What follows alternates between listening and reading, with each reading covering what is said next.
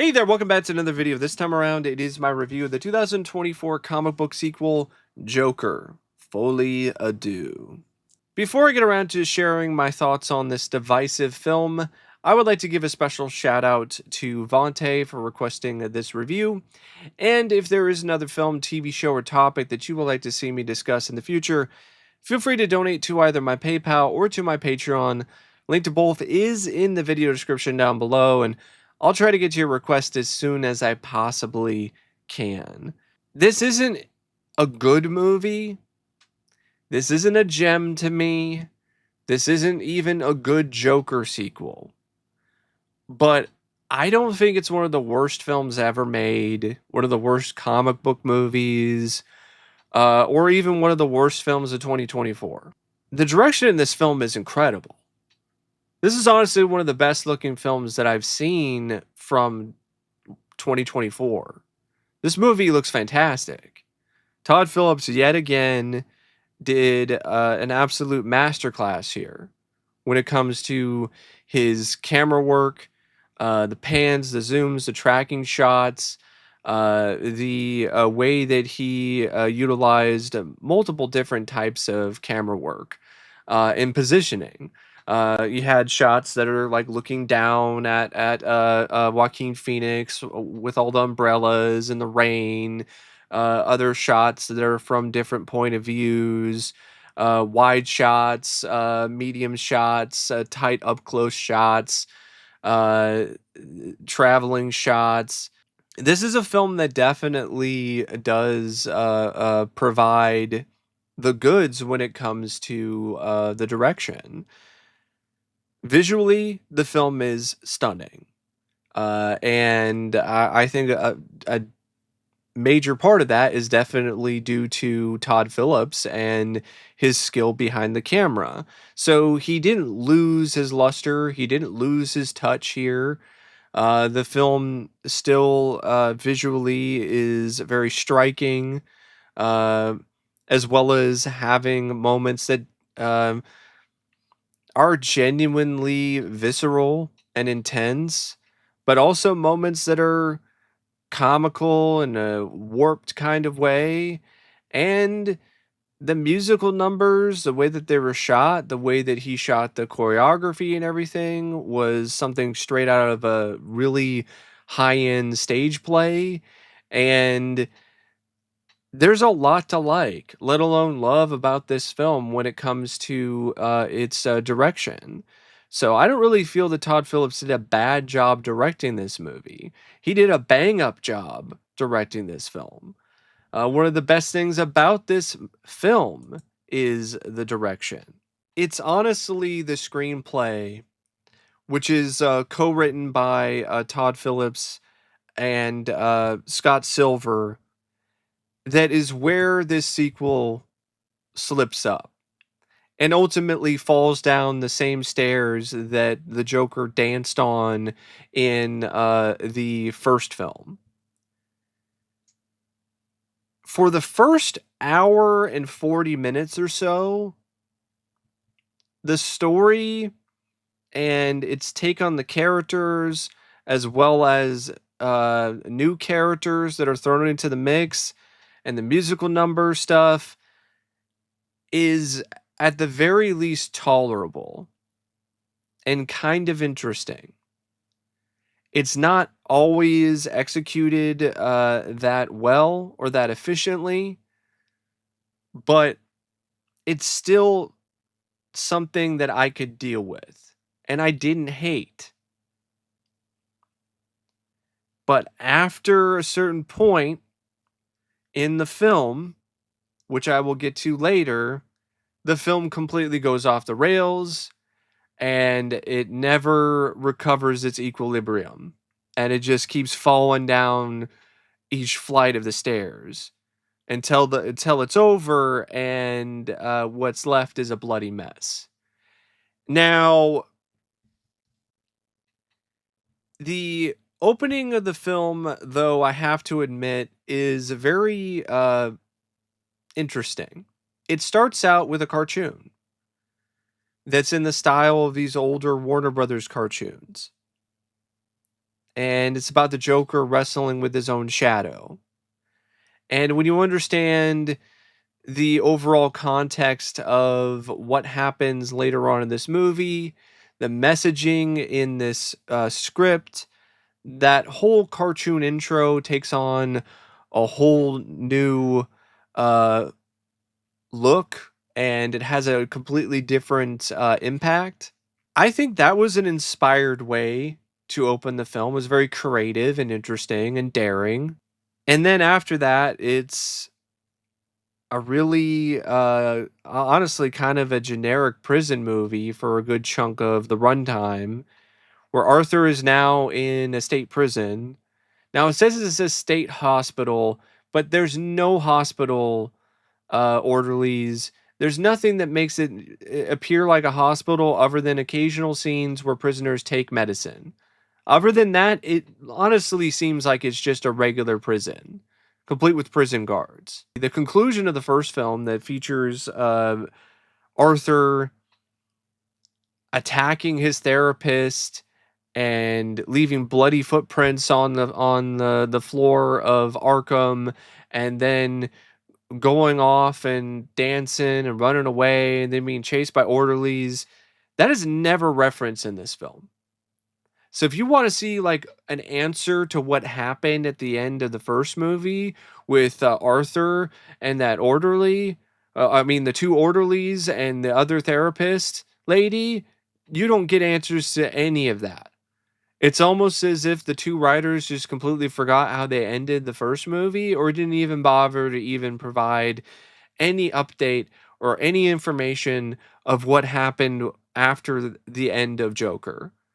It's kind of wild to me because there's a lot of moments in this script that are clearly very well thought out in terms of trying to be callbacks or have connections to the first movie.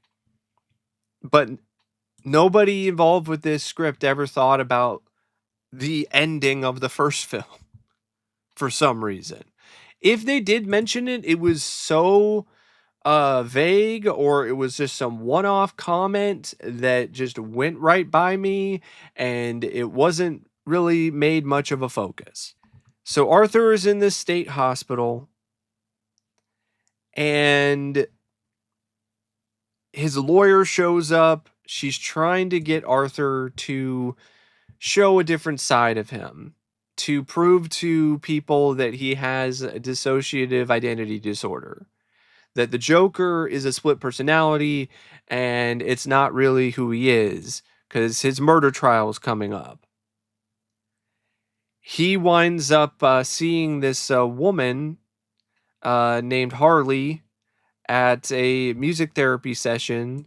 Actually, sees her in the corner of his eye during one stroll through the hospital when he looks at a door and sees the choir and sees her, and the two seem to have this spark and this connection. And then he actually is able to go to the same choir class with her, thanks to the prison guard who's kind of befriended him in some way, Jackie Sullivan, uh, but kind of not, because he's still very abusive towards Arthur and other people and other prisoners.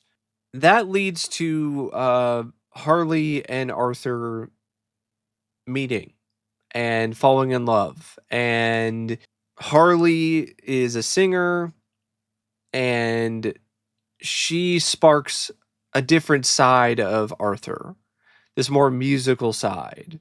So that's where you get a lot of these fantasy sequences that are uh, represented in the form of a big, lavish musical, or Arthur doing a solo.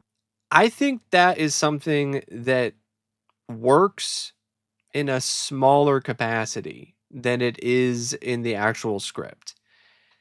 Some of the musical numbers I think are actually kind of strong. I think they're actually pretty decent. I don't think they're really that bad at all. I think they're actually pretty competent, and at some points kind of great. But other times not so much.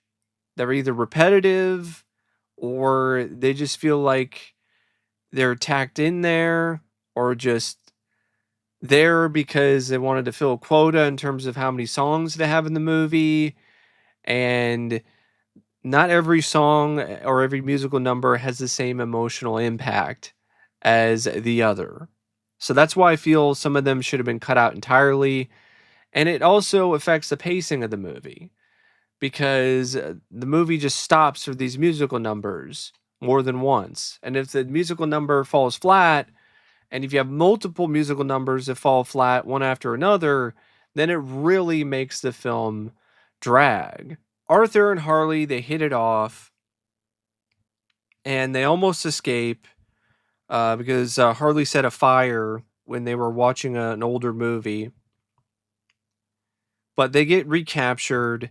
But Harley says something along the lines of, oh, well, I'm going to get myself discharged or I'm going to be discharged soon, but I'm going to be out there and I'm going to be rooting for you and I'm going to be by your side every step of the way during your trial from the outside. Arthur has this interview with this reporter, and this is where he's supposed to show the more human side of him, but all that happens is he sings a song to Harley and seemingly kind of honestly delves even deeper and falls even farther into his Joker persona. And then after that point, it is firmly all about his murder trial. Other than the musical numbers that are thrown in there here and there, the murder trial is very bland, it's very boring, and it honestly feels like it goes on forever. So that is a moment when the film starts to slip, admittedly, but with the musical numbers and just the moments when the film just dazzles your eyes with these stunning visuals and the honestly and definitely the fact that you still have some really good performances by Phoenix and other people in the cast, it makes it something you can kind of deal with despite the fact that you're not fully invested in it 100% of the time. And then you get to, like I said, the hour and 40-minute mark, and then things just get cuckoo bananas and stupid. So after the courtroom scenes drag on forever and bring in all these different people who were characters in the first movie, including the little person who saw Arthur kill that one other guy who was a co-worker of his at the clown company. Arthur decides to fire his lawyer and become his own counsel and defend himself, and he does it in full-on Joker gear with the makeup and with the suit and everything. He has this big speech. Seems like the Joker is back. By the way, all the same acolytes, all the same people who believed in the Joker's message are still outside Gotham and the courthouse, and they are holding their signs and they're still on Joker's side, and it seems like they're stronger than ever. And now he's got this this girl, this woman, and Harley, who supposedly loves him and cares about him and adores him, and they're gonna be together, and they're gonna build a mountain out of a hill, which is a reference to the fact that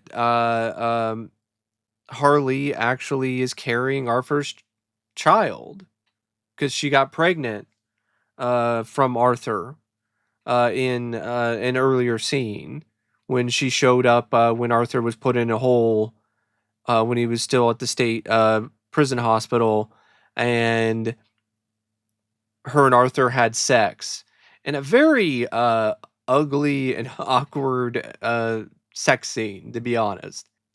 So there was no indication, no honestly any reason whatsoever to see what happens next.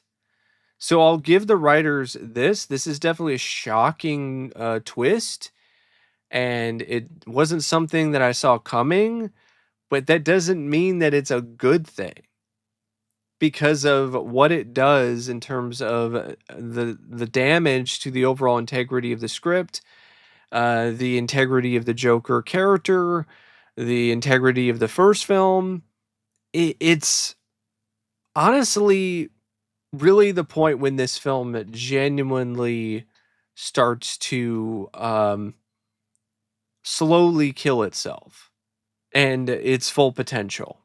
And it's such a shame. It's such a shame to see and to watch unfold.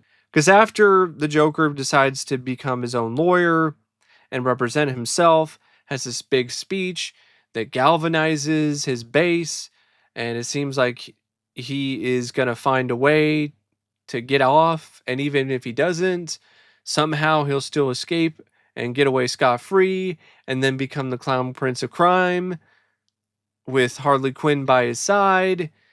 He then gets taken back to the state prison hospital, where he is then grabbed by the prison guards, who, because they're a bunch of butthurt pussies who didn't like what he said on television about them, they go and they take him into the bathroom and they violate him. It's not shown, it's not explicit, but it's definitely implied that that's what happens. They take Arthur in full Joker get up and with the face paint and everything and violate him sexually. Why would the Joker decide to not be the Joker anymore because of added trauma? This is a man who already had been abused physically and sexually when he was a kid. It was never established that that was fake, and it was just made up by his mother. So it was real. So why would that make him all of a sudden have a change of heart? If anything, wouldn't the more realistic thing be that he would be more compelled to be even more drawn to his other persona and use that as a shield to protect him from more events like that in his life and to make sure that never happens again? Does it make any sense that that would be the moment where he'd be like, "Oh yeah, it was an act, and I'm not the Joker. I'm just little poor Arthur because more trauma was thrown on me. I can't handle it."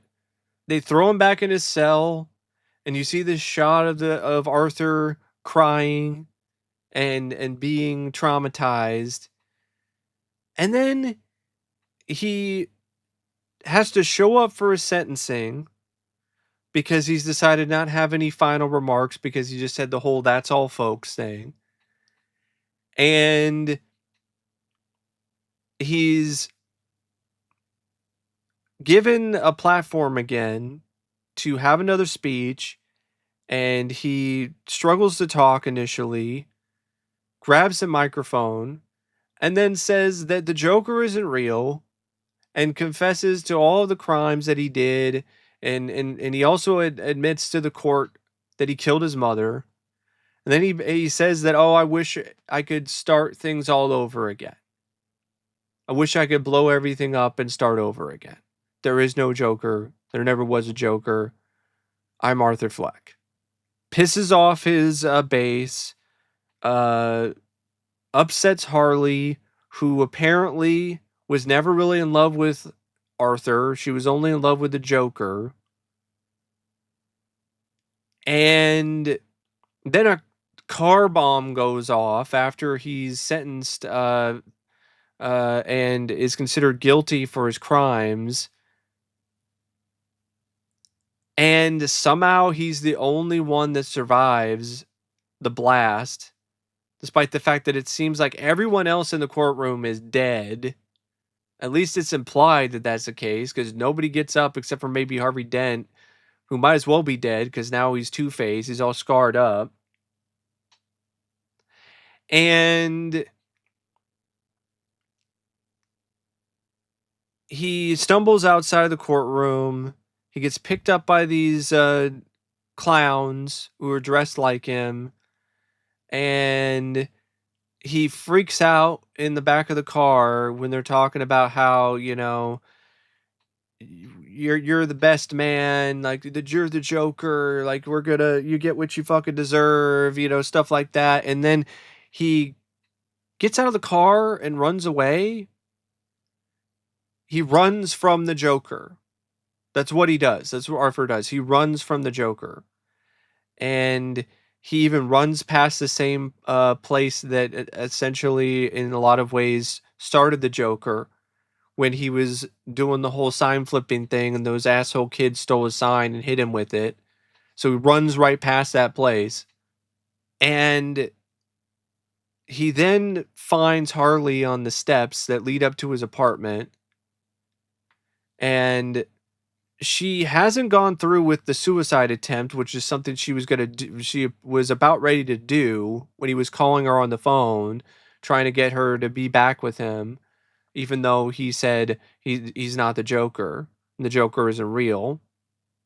But she breaks up with him because she doesn't like the idea of being with Arthur. She wanted to be with the Joker, and she thinks Arthur is a loser, doesn't want anything to do with him. Arthur then gets arrested again, and then he gets stabbed to death. He gets shanked by this other prisoner who I guess is insinuated to be the real Joker now in this universe, because he kills Arthur Fleck, repeats the line, "You get what you fucking deserve," and then he cuts his face up into a smile with a piece of glass. And then Arthur dies, and then you get another bit of his fantasy when the Joker dies inside of his fantasy on stage with Harley. And then the movie is over. And I'm like, what the hell was that? So like it really does. It kills its full potential. It stabs it to death by the end of this script. And I agree with other critics who have said that it seems like Todd Phillips and the other writer made these choices deliberately because they wanted to piss off a certain base who liked the first movie, wanted to distance themselves as much as possible from the Joker as they could by emasculating the Joker, by turning him into a simpering, whimpering, pathetic mess who then gets killed by somebody who apparently used to believe in him and used to want to be on his side. But now that he decides to show some emotion and decides to show some remorse for what he did, and he shows that he's not who they initially thought he was, they kill him off. It's like some kind of commentary about some of the incels or some of the other people with questionable ideology who really saw something in the message of Joker. And to me personally, that was a massive error in judgment, a huge mistake. Because all it does is galvanize that particular base even more. You accomplished nothing by trying to give them the middle finger and tell them that they suck and they're a bunch of losers and the Joker also sucks and he's also a loser. You did nothing. You didn't accomplish a damn thing except make them even more galvanized. Great job. Great job, Todd. And then on top of that, you also pissed off people who were fans of the first film who didn't share the same warped ideologies as these other people do. So it's like, what the hell was even the point of that? And then the whole stuff with Harley Quinn is also not very well written. It's pretty poor, to be perfectly honest, because you don't know exactly whether or not she's playing with Arthur. You don't know exactly precisely what she is lying to him about. You never know. There's a few things that are revealed when she actually admits that she was lying about him, but the rest of the time you have no idea. Was she lying about being pregnant? Or was she actually pregnant with Arthur's child? Don't know. Did she actually really, at any point, actually love him? Even when he was the Joker? Or was this all just a ploy? All just a mind game by her? We don't know. Also, the way that Harley and Joker are written definitely also feels like another uh just really angry bit of writing from the two writers. It seems like they didn't want to write anything that dealt with these two, didn't like the problematic nature of this couple, and decided to make them into the anti-couple. Decided to lead people on, making them think that they're going to get Harley and Joker, and then wind up having them broken up on the stairs by the end of the movie. And they were never together. It was never real. It was all fake. Might as well have been as fake as the romance between Arthur and his neighbor lady in the first movie that was all in his head. So it's just a really poor way of handling Harley Quinn, to be honest, in terms of the way the character is written and her motivations, her place in the story, which is disappointing because I like Harley Quinn as a character and I wanted to see a more realistic, grounded take on her. And what you got here really wasn't that deep, really wasn't that well written. And then you have the stuff with Arthur and Joker, and you don't get what you wanted from that either. The ending of Joker left Arthur at a place that, in my opinion, would have made for a potentially brilliant follow up that deals with how this meek, shy, and withdrawn man is ultimately forged and is brought into the limelight or brought into the spotlight as the clown prince of crime.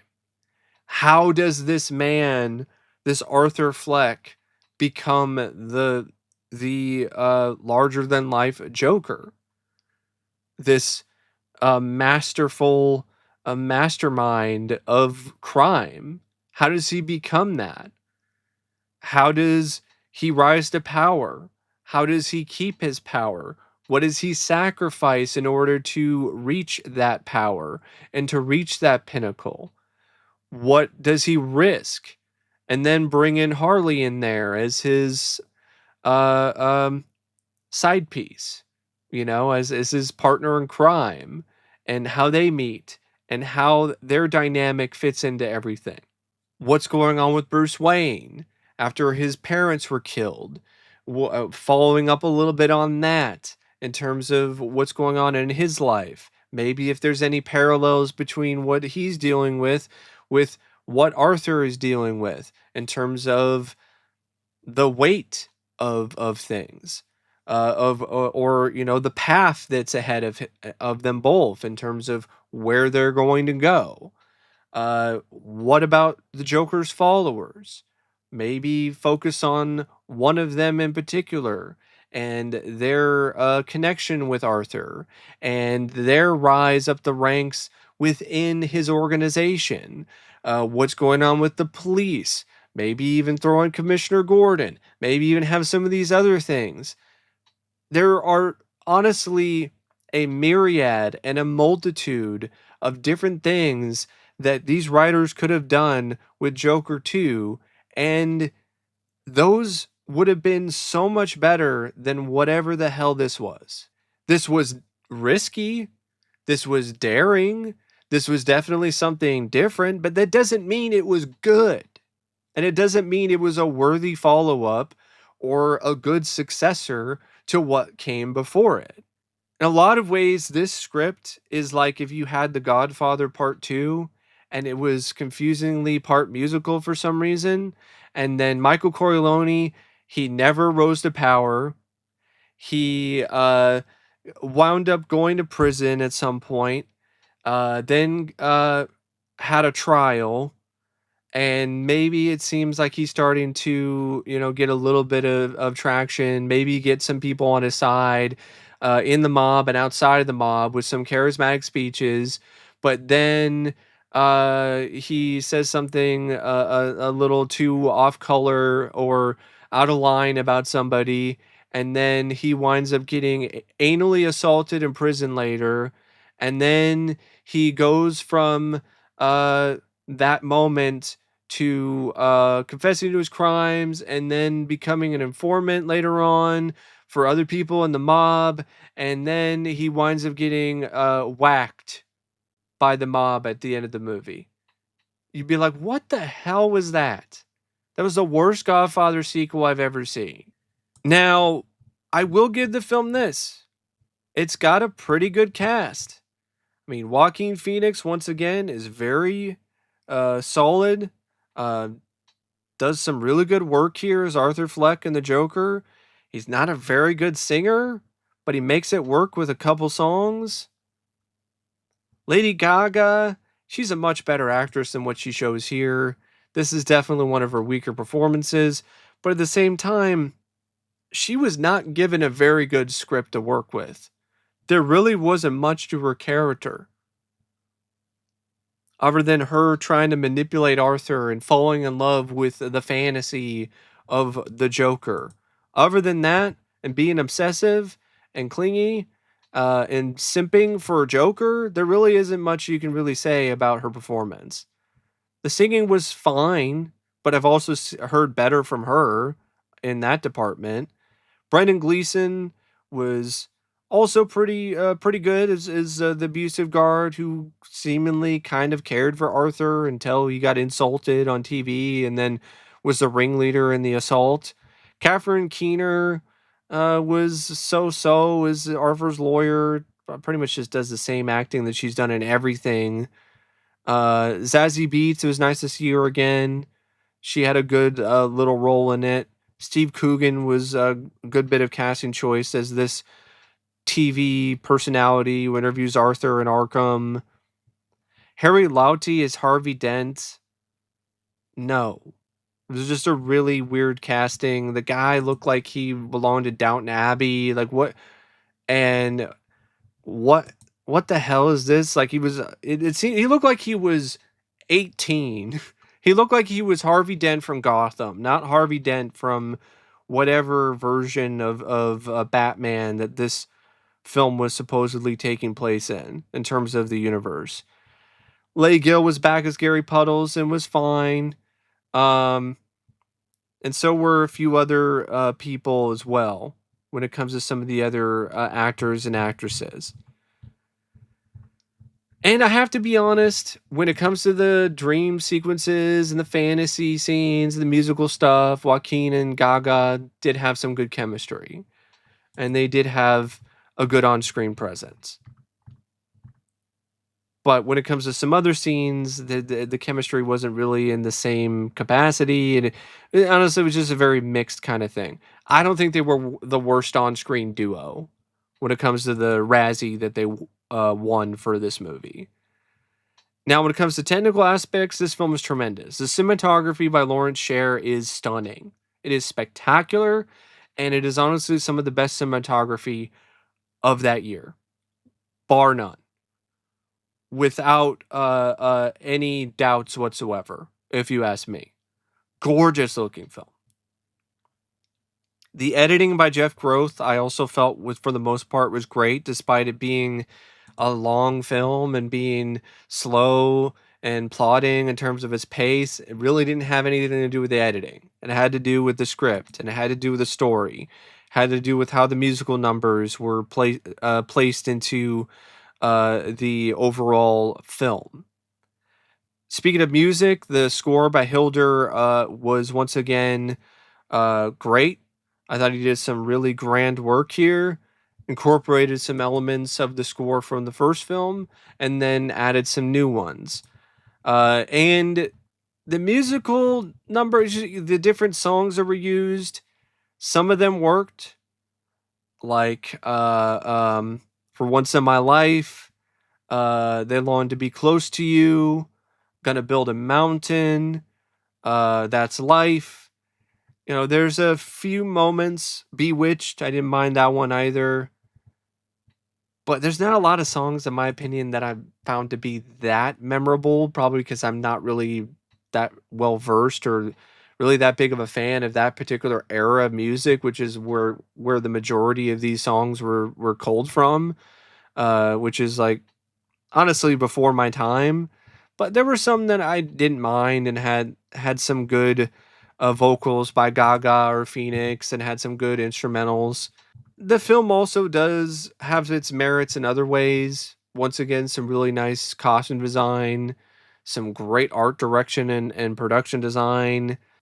It's a film that has a nice, pretty picture on more than one occasion, and it really has a lot of things that make you want to put on a happy face, but by the end of it, you're just frowning and you're sad because you are weeping and upset and lamenting the potential that this film had and how badly it botched it in the end or tumbled down the stairs until it was a completely unrecognizable wreck.